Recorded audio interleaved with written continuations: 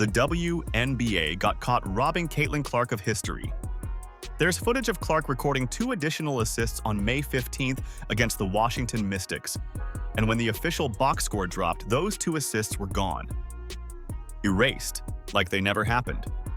Somewhere between the court and the stat sheet, 2 plays got erased. And those 2 plays would have given Clark her second career 30-point, 10-assist game, a record no player in WNBA history has ever pulled off twice. Not Sue Bird, not Diana Taurasi, not anyone. And Stephanie White's post-game press conference reveals that the fix is in. Why do you think the WNBA is trying to prevent Clark from breaking more records? Let me know down in the comments below.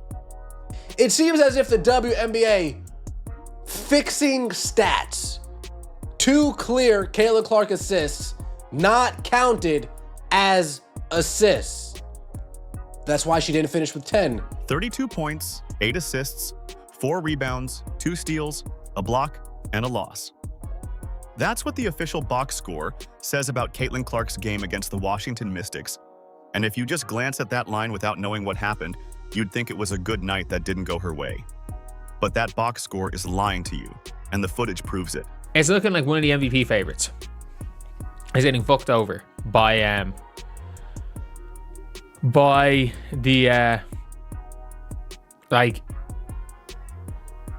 by stat sheet and stat counters. Let's talk about what a 30-point, 10-assist game actually means in this league.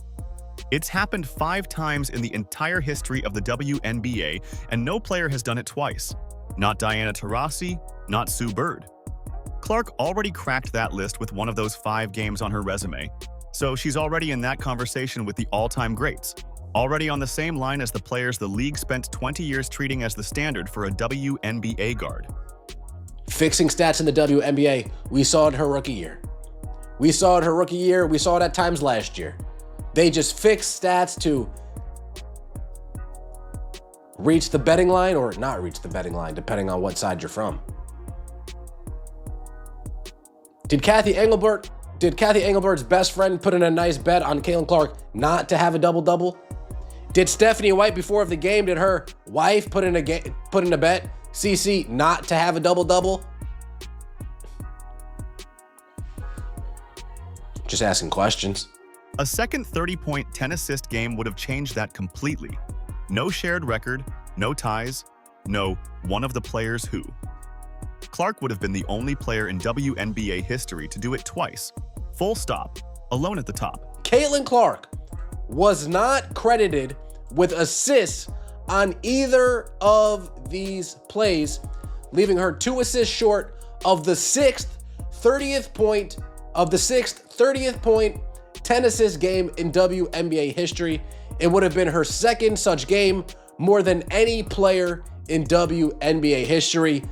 How can we keep her down? How can we diminish her even more? We just won't let her enter the history books if we can help it. So when the official box score dropped after May 15th and Clark had 8 assists instead of 10, people noticed. Not because they were looking for reasons to complain, but because they watched the game and saw 2 plays that clearly happened just disappear from the record with 0 explanation from the league. So Caitlin Clark made history yesterday. She made history as the only player to have multiple 30-point, 10-assist games in WNBA history and a 6th all-time. Oh, wait. She didn't. Because according to the WNBA, neither of these are assists. Both disputed plays are on camera. The first one, Clark finds Monique Billings. Billings knocks down a corner 3. That's a pass that directly created a made basket. No dribbles taken, clean look. It counts as an assist under any normal reading of how assists get credited in professional basketball. The second one, Clark threads a pass to Kelsey Mitchell for another 3-pointer, a wide-open shot. Kelsey caught it and scored, and somehow that also didn't end up on Clark's assist total. One report noted that credit for one of these passes seemed to show up at the scoring table only 4 possessions later, which suggests someone at the table was either confused or making it up as they went, only to get removed from the official box score. The WNBA's scoring process runs through arena scores, and those numbers can get reviewed and adjusted after the game, so it's not impossible for a stat to move around post-game. But when 2 assists disappear with no public statement, no clarification, no acknowledgement from the league that anything even needed correcting, you're not looking at a clerical process anymore. People are showing their frustration with their wallets. Caitlin Clark, crazy motion. 110,000 views on the Washington Mystics Indiana Fever highlight on their YouTube, on the WNBA YouTube channel. When you put it next to everything else, yikes. Nobody. The rest of the league is like damn near anonymous compared to Caitlin Clark, especially with Caitlin Clark having a great day like that. And this wasn't the first time Clark's stats got quietly trimmed after a final buzzer. But May 15th is the first time the footage sits right there contradicting the official record directly. Bird and Taurasi aren't just names in a database. They're the players the WNBA built its entire institutional identity around. And Clark rewriting their records doesn't just update the history books, it repositions who the league's all-time greats actually are. And head coach Stephanie White's recent interview suggests that the fix is in when it comes to erasing Clark from history. Now forget the box score for a second, because the number that actually matters from May 15th isn't in any official record right now. The Fever trailed by 14 points, and Clark decided, somewhere in that fourth quarter, that the game wasn't over. Not in a let's see what happens way. She took over, and it looked different from everything that came before it in that game. Billings, another offensive rebound. She's been really active. Clark backing up and dropping a three. Putting on the moves. Amor sticks with her.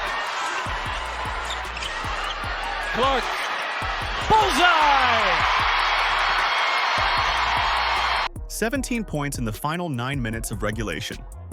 That's not a hot streak. That's a player dragging a team back from a hole by sheer will, pulling up from logo range with defenders closing hard, finding angles that shouldn't exist, converting shots that would have ended most players' nights as misses. Fans who follow her closely call it demon mode, and if you watch that fourth quarter, you understand exactly why. We have not seen Aaliyah Boston here in a little bit. Clark thought about the three, circles around, fires away, and hits! Will it be Mitchell? Will it be Clark? Cunningham looking, versus Hines-Allen, handoff Clark for the tie, yes! Caitlin Clark has tied the game with under 2 seconds left to play! Kelsey Mitchell put up 24 points and was genuinely necessary, because without her, the Fever don't even survive long enough for Clark to take over. Aaliyah Boston contributed before she left with a lower leg injury just 21 minutes in, and losing Boston mid-game changed everything Indiana could do defensively, because Boston is the anchor that holds that paint coverage together. Without her, Washington kept attacking the rim and finishing, and the Fever's defensive scheme had no answer for it.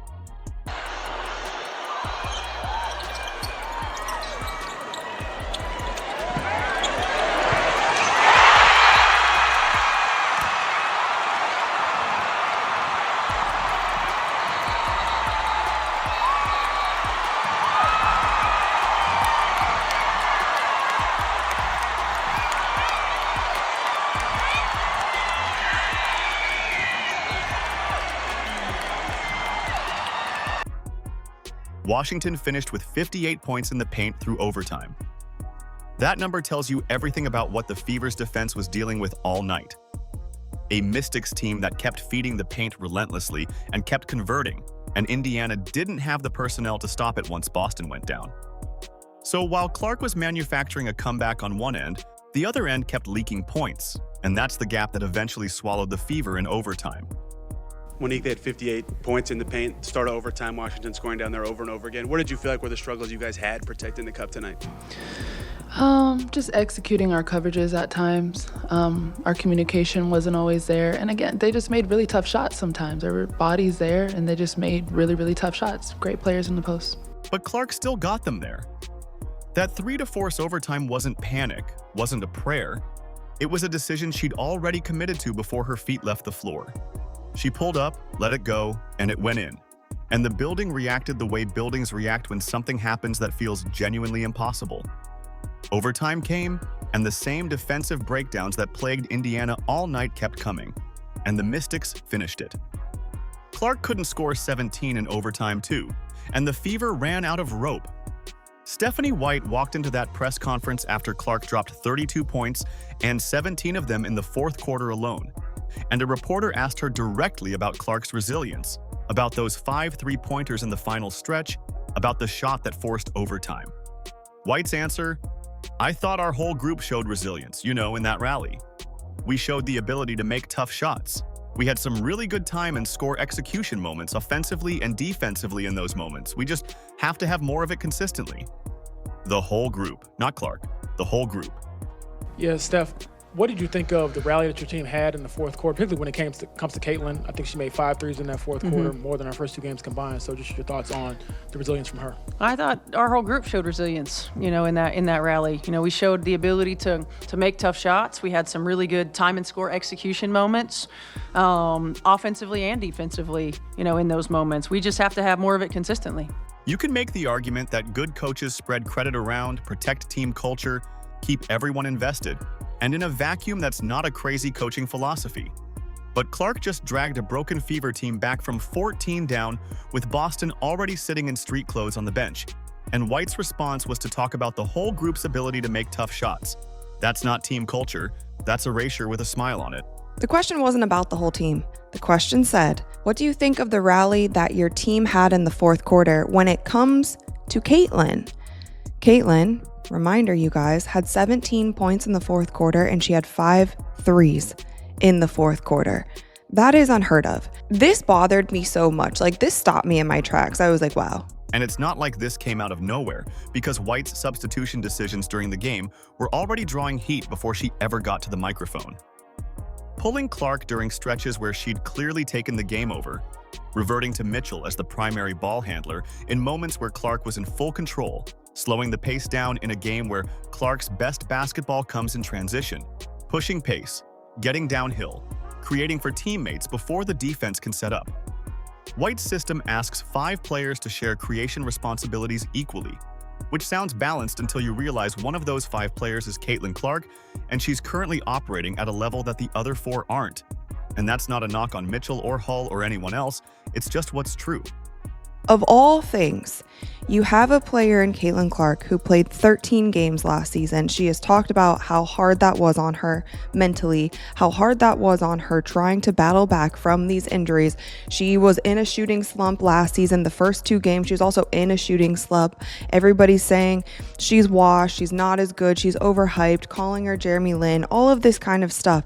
And she goes off in the fourth quarter, and she's the only reason that you are in this game. She was the reason. She made that 3 with 2 seconds left on the clock to tie up the score that ultimately sent them into overtime. That was Caitlin Clark who hit that 3.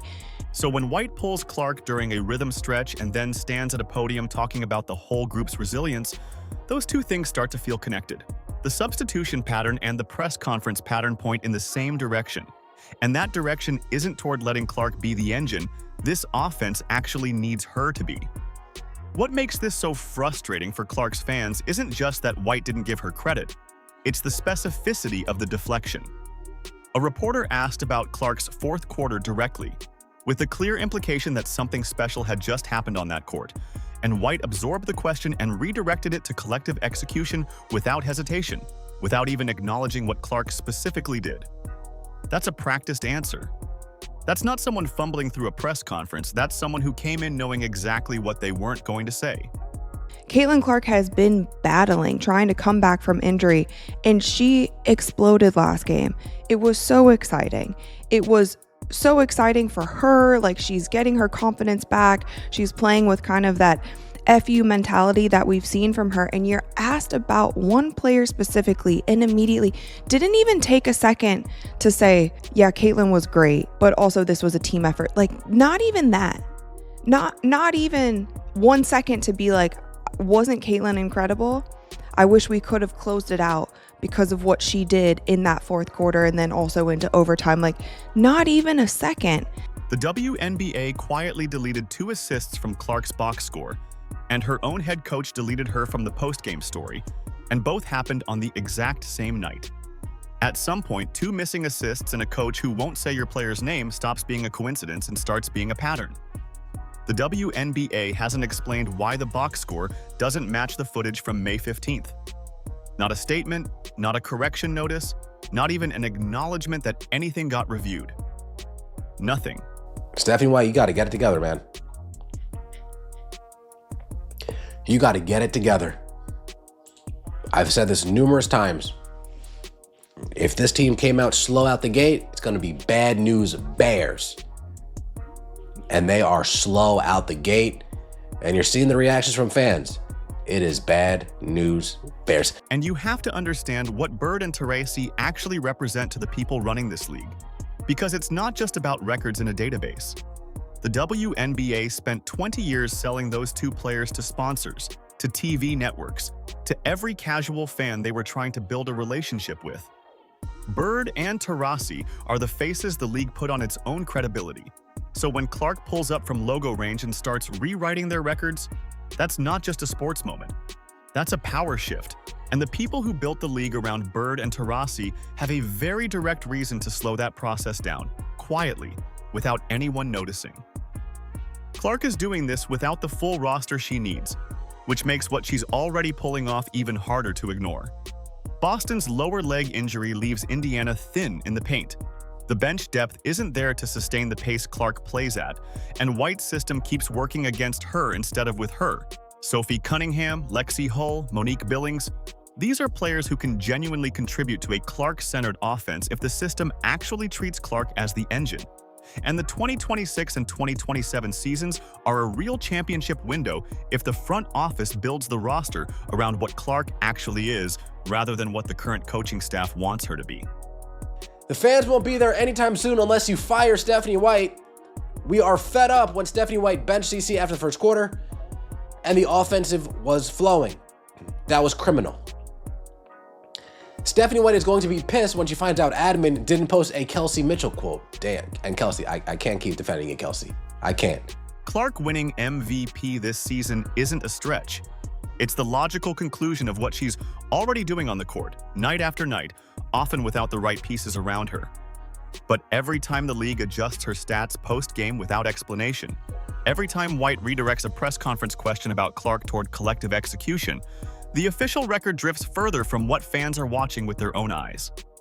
Everyone who watched May 15th saw 32 points and what should have been 10 assists. They saw Clark drag a short-handed team back from 14 down and force overtime on a 3-point shot. They saw the league respond by quietly trimming the box score, and they saw the head coach respond by walking to a microphone and crediting the whole group. Both things happened on the same night, and both things pointed in the same direction. Only if Steph White's key stops working. Why can't Steph praise Caitlin the same way CC does with her fans? Again, folks, this is underneath an Indiana Fever post, and it's all trashing Stephanie White. Get rid of Stephanie White. You did great despite your coach. The fans are going to leave with this incompetent franchise with you to whoever you go next. Wherever you go next. Clark's place in WNBA history won't get decided by what the official record says right now. It'll get decided by how many more nights like May 15th she produces. And the rate she's going, the league is going to run out of ways to keep the record book from catching up to her. The footage exists. The 2 assists happened.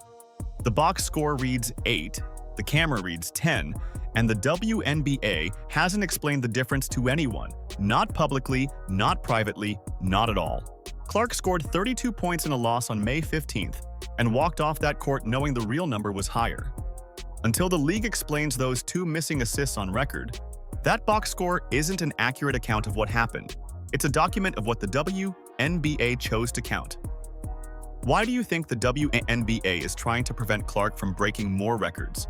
Let me know down in the comments below. Don't forget to like, subscribe, and turn on all notifications so you don't miss out. Click the video on the screen, and we will see you in the next one.